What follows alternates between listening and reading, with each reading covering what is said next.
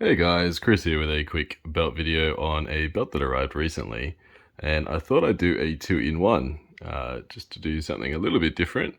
Both belts are replica belts that have been modified and releathered, so I thought I'll do a two-in-one and give you a look at each belt and then bring them both together, look at both of them. Alright, so here we go. Okay, all right. So I'll start with this one. This one arrived recently. This is a TNA Midwest replica belt. So this was originally a replica belt that was all stock, and the stock belt came in a dual-plated format. So this one's a little bit different to the stock one. The dual-plated one's great, but seeing this in all gold really made me appreciate this particular belt because it sort of reminds me of in some ways the Winged Eagle, in that the Winged Eagle was obviously also dual plated and in all gold, and it looked great in both. And I'm of the opinion that this is much the same way. It looks great in all gold, in my opinion. So this particular belt has been replated and releathered by Reggie Parks, which is really cool in and of itself because the original belt was made by Dave Milliken, who was more or less the protege to Reggie Parks. So it's kind of cool to see the mentor re-leather the protege's belt in some ways. But yeah, really, really cool belt. It has some wear on it. So this was initially a dual-plated belt and it's been replated in all gold. Unfortunately, some of that all gold is wearing. You can sort of see that nickel underneath. But yeah, just a really cool look to it.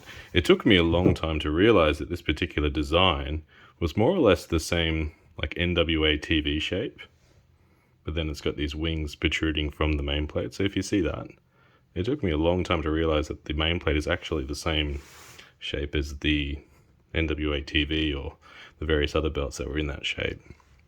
Perhaps, although slightly a little bit different, but obviously with the wings protruding, it just gives it, its own uniqueness. Very, very cool. So this has been releathered by Reggie Parks. And it's got some sort of telltale signs of Reggie all over it. So one of those being the snaps on the belt. So you can probably see here, these snaps have some degradation. He does use Tandy snaps, which are just brass snaps, which are obviously prone to rusting or degradation. So I do plan on trying to get into that with some Brasso, perhaps. I saw Belt Van Daan use a Brasso, or perhaps it was another polish that really brought back the gold color on the brass snap. So I might give that a go. But yes, it does give it a little bit of character, I must say. So this is Reggie's work. Obviously, he more or less came up with this sort of strap design where he's got the 2x5 snap box, Midwest texture, and then these connector boxes. So it's kind of cool to see. The one thing I had trouble releathering this belt with was getting these grommets straight. It could just be me, but I found that to be a little bit of a challenge. But Reggie's obviously done a very good job of that. Another thing I admire of Reggie's work is that his beveled edge is always very, very consistent. So there's a tool used in leatherwork called an edge creaser, and you basically run it along the piece of leather that you're trying to tool, and it creates a line between the edge and your beveled line. And as you can see, Reggie does a really good job of creating a really consistent line all the way across. Whereas I'm still kind of working on that. I still get a nice line, but it's just not as consistent as Reggie's. And over this side, 2x8 snap box with Reggie's stamp on there. Really, really nice leatherwork. One thing I noticed with Reggie's straps is that the edges of his straps are always unsealed and unfinished and more or less a little bit furry, which was the case with another Reggie belt I owned. He leaves his edges very unfinished, which is fine. And interestingly enough, it was the same backing that he used on my custom Reggie television belt. He's used on this one as well. But yeah, you can see that most modern belt makers or leather crafters will seal these edges by blending them in with either beeswax, edge coat, or other leather products. Whereas Reggie just kept his unsealed and furry, which is kind of cool. It's a bit of a calling card of his leather work. But yeah, so that's one belt that's arrived. It's a very, very cool design. I think it looks great in all gold. But let's move on to the next belt.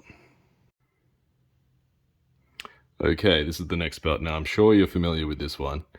This is a Network Logo belt. It's a replica from WWE shop that has been releathered and also restoned.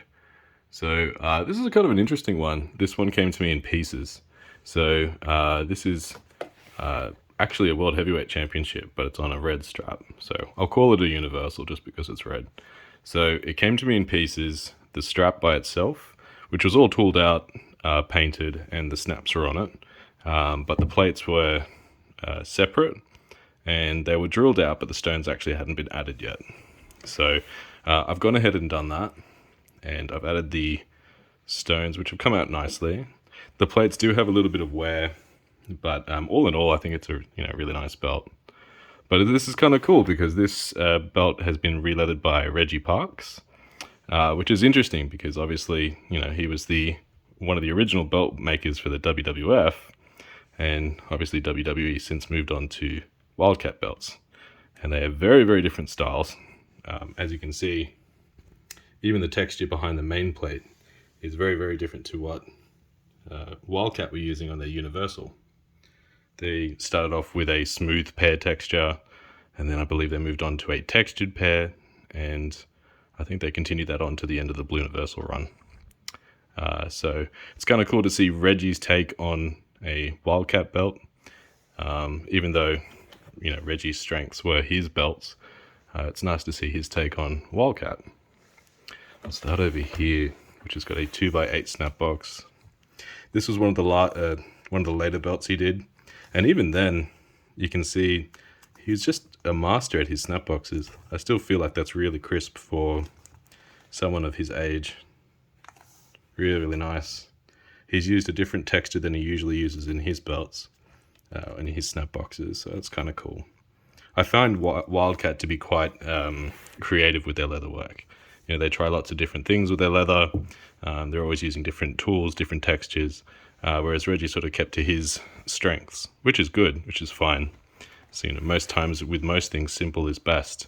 Whereas Wildcat, obviously take a few more risks, I suppose, and try different things. Even with their new Undisputed belt, you'll notice that the strap has texture all the way across it, which is kind of cool. Like, it's something different. They've used just a beveled line instead of this camouflage tooling that Reggie sort of introduced to belts. So yeah, it's very, very different styles, but it's just so interesting to see Reggie's take on a Wildcat belt. So yes, different texture here, but a 2x8 snap box.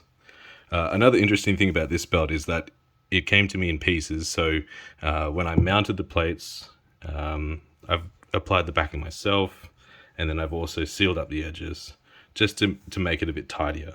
I know Reggie usually has unsealed edges, but I just thought I'd seal these just to make them a bit tidier.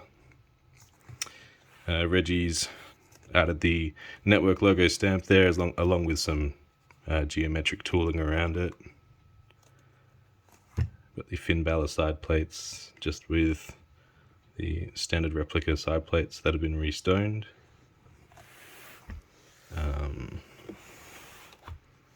On this side, other side plate.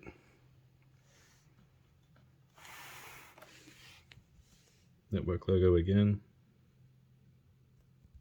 And then the 2x5 snap box.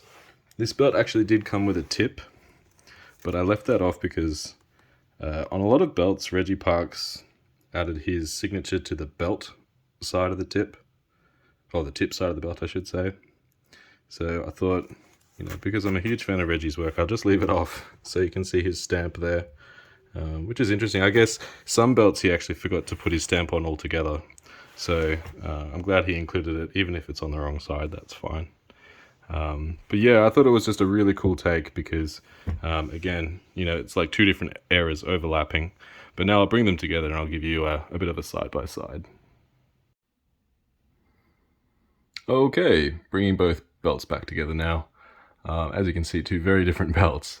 But very cool nonetheless, very different. It's sort of a unique take on the stock replica that it comes on and also the original belt that they're trying to replicate.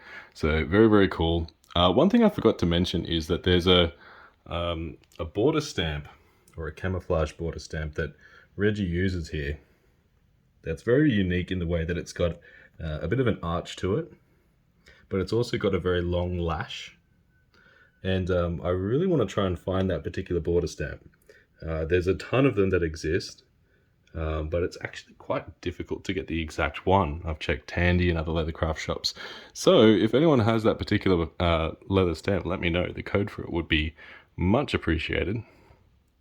But it was interesting when I was going through this strap when it first arrived, because obviously on this one, the stamp was underneath the tip. So I thought I'll just quickly check this one, because I know Reggie had a habit of doing this.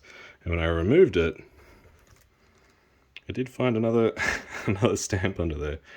It does look like that Reggie also attempted to glue the tip on as well as screwing it in, which I guess is because he's used to one-piece tips. But I thought that was an interesting little bit to point out here. So both ends are stamped, which I appreciate. I mean, it's, again, if he hadn't done that on this one, I wouldn't have really been able to identify it as Reggie straight away. So very, very cool. But there you have it. One thing I noticed on both of these straps, actually, looking at them here, is that I don't believe Reggie uses a top coat, or at least not a permanent one. You can see in various places where the dye is coming off, which I noticed on some of my other straps from Reggie as well, that the dye sort of removes in some places. And I think that's the same on this one. In some places you can see the paint sort of missing here, and in some places. So I don't think he actually uses a permanent top sealer. There's a temporary one you can use called tan coat, which washes away with water, which I imagine is what he's used. Whereas these days you can use sort of really high gloss finish ones that really highlight the details in the leather work. But still an interesting sort of thing to point out, I guess. But anyway, that's about all I have for this particular video. I do have some more coming up shortly on the Intercontinental belt. But until then, thanks so much for watching, and I will see you next time. Cheers. Bye.